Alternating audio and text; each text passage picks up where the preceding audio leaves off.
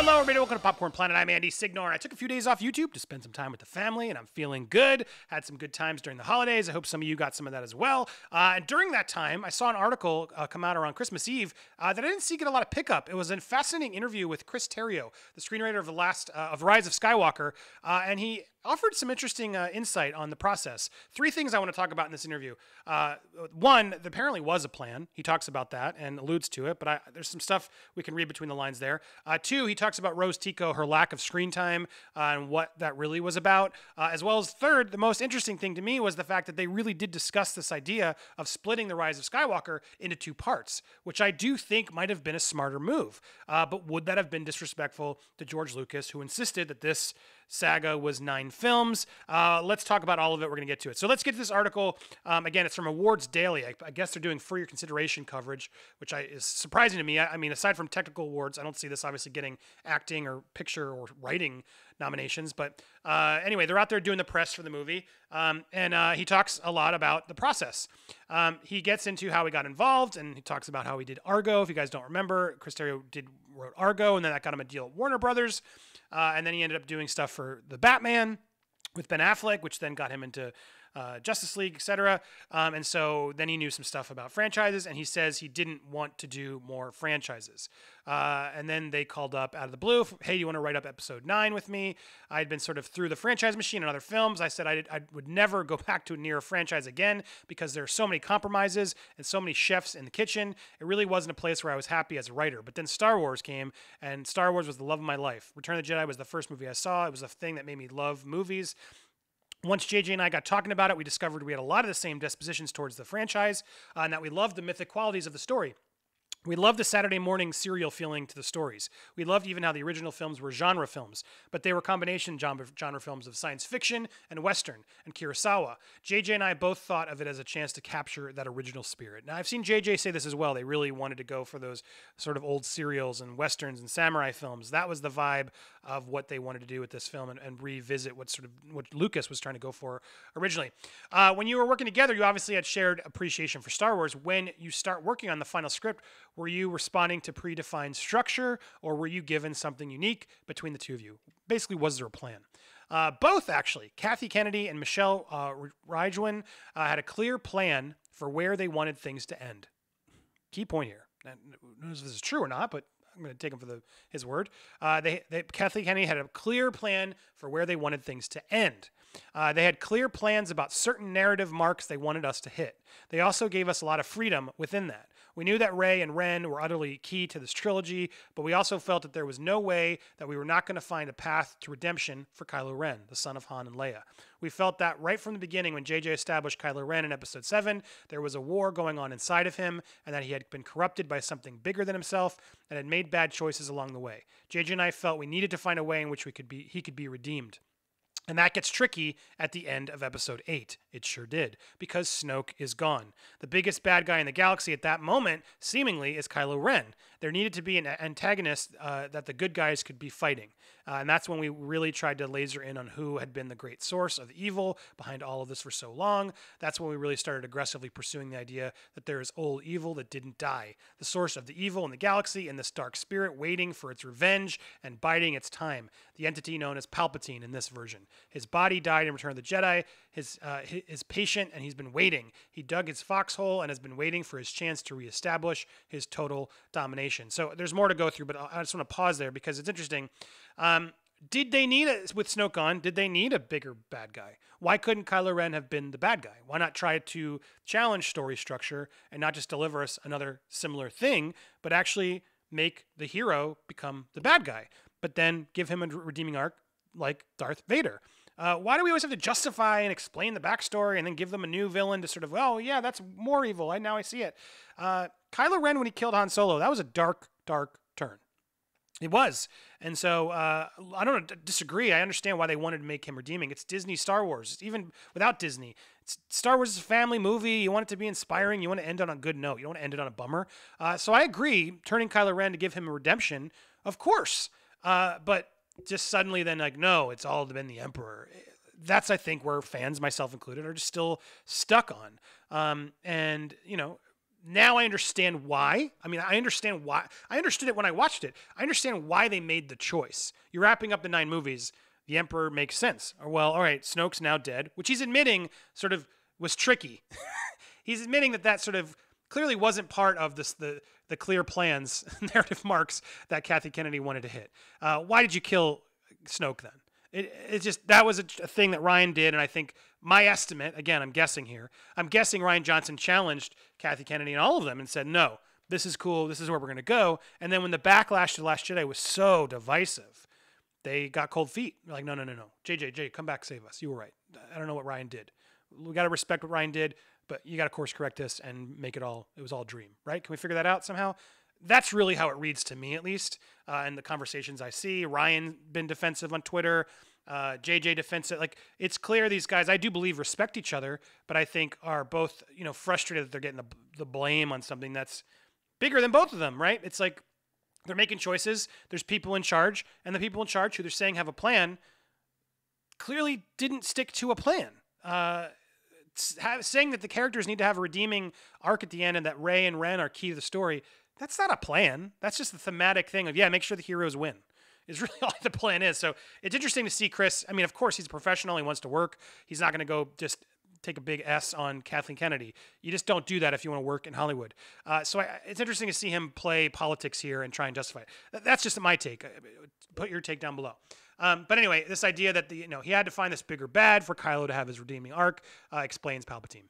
And the question, was returning to this entity known as Palpatine always in the plan, or was it newly introduced in episode 9? Good question. Well, I can't speak to Kathy's overall intent.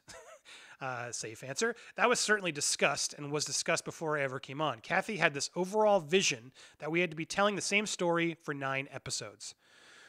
Okay, so get ready for a contradiction. She had this overall vision that we had to be telling the same story for 9 episodes. Although from the sleight of hand of episodes 7 and 8, you wouldn't necessarily know immediately that we were telling the same story. She thought it would be a very strong end for the 9th movie. This fits well with JJ because he loves magic tricks. He will often talk in metaphors, magic tricks, and so in episode 7 and 8, you think you're watching one thing, but episode 9 tells you to watch more closely. You were actually watching something else. When you rewatch the earlier films, things start to make additional sense. Ren and his devotion to the idea of his grandfather. There's like one scene of that in Rise of Event where he's staring at the mask. It was like, let's drop this thing that maybe we can use later. It completely doesn't really happen in Last Jedi. The voice that he's always heard in his head. I mean, what? What was the voice he heard in his head? Did I miss something? I mean, he's staring at things and says it, but he's really, Rey's been the voice in his head. There's certain similarities between Snoke and Palpatine. That's a stretch, Chris. The intention was that by the time you get to episode 9, you realize that they were real reasons. That they were real reasons this is all happening. It all shows how this story is being fought cyclically through the series. I mean, I believe they had these conversations. I believe in the writer's room, they were like, well, wait a second, this doesn't make sense. Well, yeah, but remember that shot in Force Awakens where he's staring at the mask? He's been having voices all along. So the Emperor was that voice then. Oh, okay, cool. They're just stitching together, like rewatching the movie, and like there were 2 moments we can say, yep, see, that was on purpose. Because JJ, you left a little moment there that we can go back to and say, that was why that was there. Yeah, sure. Okay, I guess. Works for certain fans. Fans are buying it. I don't buy it personally, but not trying to just dump on the movie. I don't buy it. It didn't emotionally connect with me. That didn't feel like there really was a reason for those scenes to be there. It felt like, let's shoot this because maybe we'll come to it later, or it meant to be something else, and then later like, oh yeah, okay, well let's connect it now because we left a loose end. I can imagine one of the more difficult challenges in creating the screenplay had to be dealing with the death of Carrie Fisher. How did you and JJ shape a narrative for General Leia using pre-existing footage? Now, this is interesting because this also delves into why they didn't use Kelly Marie Tran. And I do believe this is fair. Well, that was our first task, looking at all the Carrie footage and trying to figure out what we could use and what we couldn't. What we could write scenes around and what felt like we could fit within the plot we're constructing. There are scenes of Carrie from episode 7 that we wish we could have used. They were fantastic, but it seemed like we were artificially shoehorning them into the story. Then we didn't use them because we felt the responsibility of staying true to Carrie's performance as Leia. We knew that we had to find bits of performance where she was now carrying the death of Luke on her shoulders, and she was concerned about the fate of her son. And I'll say this is true. I didn't catch that in my watches. It's true. I thought she was sort of too stoic and silent because they didn't have her saying lines. But this is a fair justification. You got to remember Luke just died. I still don't understand why, but he did. And so her emotions there are in check. It makes a little bit more sense. It's sad to not see like the peppy, rebellious Leia again. But they couldn't shoot more with her, sadly. And I see what they were trying to do here. We knew that there was in this movie a certain sobriety about Leia, and we had to pick and choose to ensure a weight of responsibility was still in Leia's mind, while at the same time maintaining a sense of Carrie's wit and brilliance. It wasn't easy. I believe him there. I'll give him that for sure. Most importantly, we wanted to put Leia in the Jedi pantheon. This is interesting. We thought that was a promise that was made in the original trilogy. In Return of the Jedi, you have this line, "There is another." That line haunted me as a kid, and to learn Leia was another Jedi was profoundly moving to me. We thought if we did one thing in this movie, we wanted to find a way to put Leia in the Jedi pantheon. The way to do that was through Rey and Leia training her through the Jedi trials, clearly also her dying there at the end and sacrificing herself for them. A lot of our decisions through the film were setting up scenes where Rey could finish Leia's Jedi journey for her. Now, look, I like the idea of this. I'll be honest. It didn't work for me in the movie because her flying through space in Last Jedi, interesting moment, but sadly, then we couldn't pay it off the way it was because she passed away. That's not Star Wars' fault. It's a huge bummer. It's really sad. And it was, apparently she was always going to be sort of the main focus of the third movie. And it clearly needed that. And so they did that flashback scene. I mean, spoiler, clearly I've been talking spoilers. They did the flashback scene where they're sort of running around, and they did make a CGI younger Luke and Leia. To sort of try to attempt to, like, there was a period where she was training, and that was to connect and parlay to Rey's training and why Leia was there training her. I see that. I appreciate that they were trying. It's clear they were trying. That JJ was attempting and answering the best he could. But again, it felt rushed. It felt rushed and felt shoehorned. It did for me. So I think that's why, there are certain fans who just couldn't connect to it as much as we wanted to. But this is an interesting takeaway. I see they're right. It's smart they used the footage, and then they had to readjust the script and the scenes to justify the footage they had. So they had to rewrite a lot. And so I get the struggle there. And connected to that, and this is interesting. One thing that's fairly pervasive right now is the buzz around Kelly Marie Tran, reduced role compared to Last Jedi. Tell me about working through her role in that final film. Well, first of all, JJ and I adore Kelly Marie Tran. One of the reasons that Rose has few less scenes than we would like her to have is due to difficulty of using Carrie's footage in the way we wanted to. We wanted Rose to be the anchor at the Rebel base, who was with Leia. This is fair. This is where she would have been, and that makes sense. You got to remember, Greg Grunberg was in Force Awakens because he was in a lot of that same footage that was shot with Carrie Fisher. I think wasn't Dominic Monaghan when I should have looked it up, but maybe he wasn't. The fact that he said so much was weird because they could have had Kelly Marie say it. You'd think if they shot him, why not have her say it? That's a fair criticism of the film. But they were reusing a lot of the same shots from Force Awakens. So I understand maybe that she was in certain shots where he was in it. And they're like, well, bring back Greg because he didn't die technically. So now we can justify and make it seem cohesive.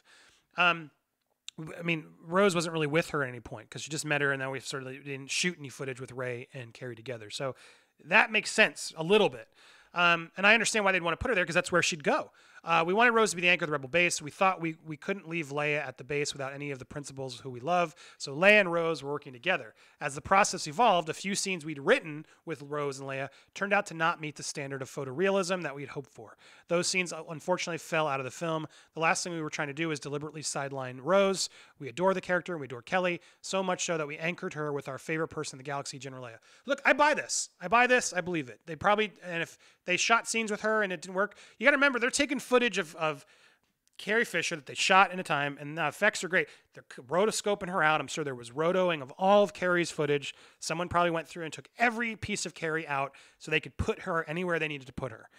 Because they're like, look, we have this footage, cut her out, film it, whether it was green screen or not. They had to take her and put her to wherever the scenes were evolving so they could make sure that footage looked same continuity. So it makes sense to me then that if that's where they chose to put Rose, that would have been a good place for Rose.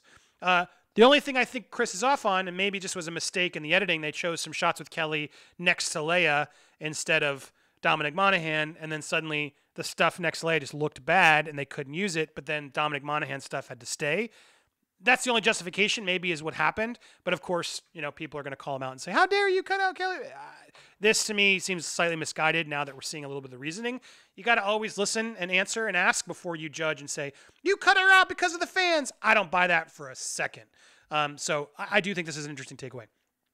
Given the sheer volume required to number characters you had to balance, was there ever talk of expanding episode 9 into a part 1 and part 2? I wish we could have done that. There's a lot of plot in this movie, and as a writer, you always want scenes to let the plot breathe more. If there was a way of doing it, splitting it would have been my dream. We could have written these characters forever. There's so much backstory that had to be left by the wayside. I wish that we could have done that, but George always said it was 9 movies. That was the natural size of the saga, and so other than a few initial discussions, so there were discussions, we never really advanced the conversation. Of course, as a writer, it breaks your heart to leave stuff on the table that you think would have given the story more depth and nuance and can give the characters more to do. Speaking for myself and not on the part of the studio, I do wish there could have been part 1 and a part 2. So that's the real debate. I mean, should there have been a part 1 and part 2? I don't like part 1s and part 2s personally. Then you're just to make a TV show. I think a movie should have its ending. Like Harry Potter and the Deathly Hallows, part 1 sucks. Part 1 is for the people who read the book who are like, no, you got to show the horror fixes or whatever. I was bored to tears. I was waiting for the finale, and then we had to wait a whole year for part 2 to come out. It just didn't end. And so part 1s and part 2s, like Hunger Games, I just can't think of a good part 1. It's not a full movie. Just release them together. And then fine. If you release them together, okay, you got to go see both parts to really enjoy the movie. There's an intermission in between, or you can do a double feature. Cool, do it. Make a 4.5 hour 2-parter. I would be cool with that. Release it as one movie. That's episode 9. Episode 9, part 1 and part 2. I wouldn't have had a problem with that. I would have had a problem with them waiting a year and then doing it again, but it would have helped the story 100%. But releasing sort of a half part, like episodes 1, 2, 3 is really what they're doing. It's like a series, and they're just, here's the first half and here's the second half. I think from a story standpoint, that's lame and it's a cash grab. But I can also agree, like he's right. He's admitting it. They had to rush through a lot. They left a lot on the cutting room floor. They couldn't let scenes breathe. And those are all my problems with this film. So should they have done a part 1 and a part 2? Should they have said, whatever, we have it now. Forget Lucas's 9. Who cares? We clearly want to change things. Let's make it 9 and 10, or let's make it 9 part 1 and part 2. It's an interesting debate. I think that's something I asked you guys in the comments. Should they have made it 2 parts? Would that have been disrespectful to George? Is it an arbitrary number, or is it like, no, George Lucas's rule of 3s? Usually Lucas is really about the rule of 2, right? The Jedi Order and everything. I wouldn't have personally cared. I would have rather had a better story than, well, no, it had to be 3 movies. I just think that's just arbitrary and weird. Tell the best story. I think that's my stance. So I just make sure that first part has an ending and feels like it's a part, or release them together. So there's really like a double whammy of a movie. But I don't even know how you do that. What's your take? Hit me down below. I'm curious thoughts on that discussion. And then try not to end in spoilers, because they did this when people hadn't seen it yet. Sort of asked about the name Skywalker. Was that leading to the final film? The word that was would be the final chapter in the Skywalker saga. Yet there's persistence still in the name Skywalker at the end of the film. Is this really the end? I don't have any insight in that, honest to God. For us, the resonance of the name Skywalker was just purely a thematic one. It wasn't an attempt to brand something in the universe. JJ and I had a post-it that read, "You don't discover who you are, you create it." It's true. It's fair. So much of this film is about discovery and creating who you are through that discovery. It's purely for thematic reasons that we included who is a Skywalker at the end of the film. Editor note, we admitted a lot of spoilers here. They rewrote it to make it non-spoilery. So look, I didn't love the ending either. It just felt like there's a meme I saw going, or some Twitter's like, "Hello, random stranger. Who are you?" And Rey says, "I am Rey Star Wars." It just felt like that a little bit to me. Of just like, come on, it's so on the nose. That's the end of the movie. Is I'm now a Skywalker, and then we see the Force parents, proud. It felt unearned to me. Clearly, certain fans connected to them, and good for them. But it felt shoehorned and sort of forced at the end of the movie. Forced. And then even her, like, here's a cool new lightsaber that I don't need to turn on, but I'm gonna because toys. The ending just felt like, it didn't feel like honestly, Broom Boy at the end of Last Jedi, cooler ending for me. And the fact that that was gone, now it's like, well, no, that kid is nobody. It was clear the blood. I don't know. I liked that idea if anybody could do it. We don't know the power. It's changed. It's evolved. It was an interesting new place to take it. And while I didn't like Last Jedi as much, I didn't. There were parts now I look back and I'm like, you know what? That's ballsy. I like ballsy decisions. I like when people are going to roll the dice and take us somewhere new. A lot of the choices made in Rise of Skywalker felt very safe. And I do think, even with his commentary here, I don't believe there was a massive plan. Clearly, Kathy Kennedy's plan was, it should feel like a same story throughout all 3 movies. It almost makes me wonder, like, if in the notes, like, sessions, he's like, yeah, cool. Okay, but does that connect to the other movies? Oh, okay, there's that scene. Okay, great, then fine. Do whatever you want. I don't know Star Wars. Honestly, that's how it felt. Whoever was leading it, I don't even mean that to be such a knock on Kathy Kennedy. Whoever was in charge, it feels like they were sort of just like, yeah, I gotta go count money. Does it connect to the other movies? Cool. Ray and Ren will be good guys at the end? All right, cool. Do what you gotta do. Oh, wait a second. The fans don't like it. What? No. What do we do? That's honestly how it feels to me. So it's reactionary instead of creating emotion. So sadly, that's still my feeling on the film. These insights, though, were I do give JJ and Chris a little bit more respect, at least in understanding how problematic it was to make this film. Like I said, first thing I said in my review, it's an impossible task. So I don't hate it, and I'm not trying to hate on you. If you loved it, great. But I think, there's a lot of justification still happening in these sound bites. I do think the Rose Tico thing is a little off, but I think the idea of a sequel, 2-parters for that finale could have solved a lot. But again, that just shows lack of plan, because they should have done those and started, if they knew that's where it wanted to go and they had this plan, they should have started dropping some of those things in episode 8. That's the problem. And they didn't. Palpatine should have showed up in episode 8. Rey should have turned dark, and we should have seen that sense. That way, that could have been Kylo Ren seeing, wow, Rey, I don't like the way why did I did this? I shouldn't have happened. Like, whatever, like, let's turn it. There's a million ways it could have gone, and that would have been interesting for me, and I didn't like the direction they chose. So it is what it is.